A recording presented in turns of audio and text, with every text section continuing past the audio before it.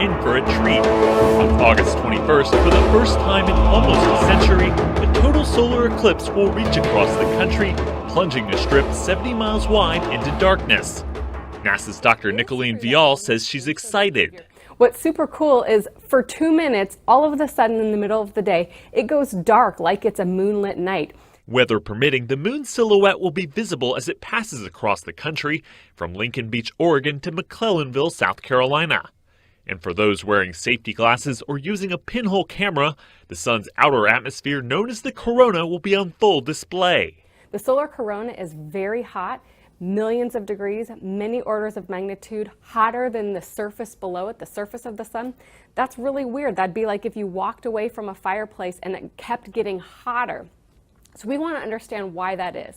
A potentially hot day for science and a cool experience for everyone else. Space will bring a dark day for millions of Americans, but many see it as a cause for celebration. Scientists and citizens alike are preparing for August 21st. That's when a total solar eclipse will cross North America for the first time in 99 years. It will start in Oregon and take less than 2 hours to reach South Carolina. Adriana Diaz is in Makanda, Illinois, which will be directly in the eclipse path. Adriana, good morning. Good morning. Yep, we are in the eclipse's path, all right. Look at this. They even painted a line along where the eclipse will cross town. Now, don't let this town's population of just 600 people fool you. Makanda will be the place to be in exactly 2 months. It's one of the areas where the eclipse can be viewed the longest for more than 2 minutes. You feel lucky? I do feel lucky. How can you not feel lucky? This is a lucky event. The solar eclipse's path runs straight through Dave Dardis's art studio and shop in Makanda, Illinois, and friends are coming out of the woodwork to get in on the action. They're wondering, is there room in your backyard? If they're good friends, I tell them, bring your sleeping bag. There's room. Tens of thousands of people are expected to pour into the region. Joe McFarland calls himself the town's unofficial eclipse coordinator. What it means is that we're very nervous that we're going to have crowd control issues, traffic control issues. We are trying to prepare for that. On August 21st, the eclipse will race across the country at an average speed of about 1,500 miles an hour, covering a swath of roughly 70 miles wide.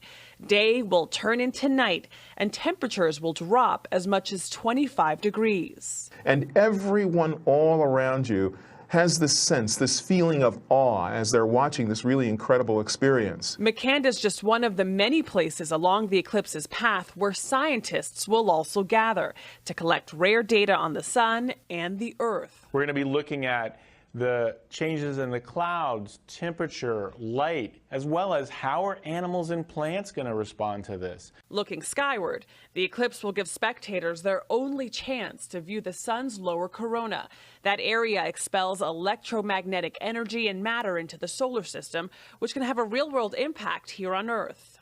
It messes with GPS, with communication systems, even power grids. As for Makanda, this area is the only place in the country that will get not one, but 2 solar eclipses. The second will be in 2024. How do you feel knowing you'll experience it twice? If I'm still alive, I think.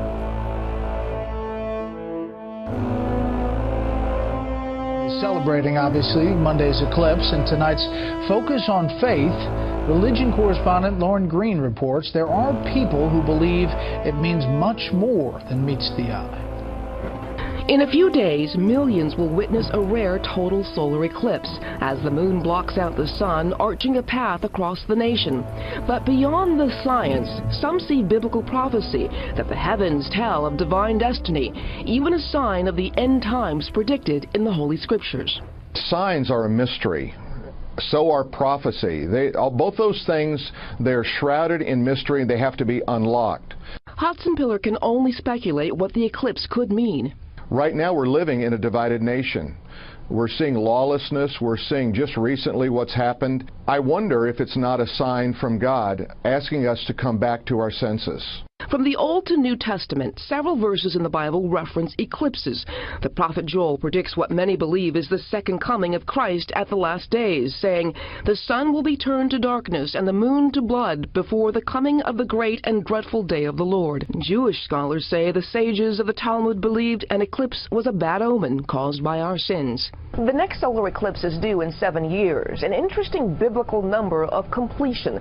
The question for some biblical scholars is God completing something in this 7-year cycle, or is it just another spectacular show in the sky?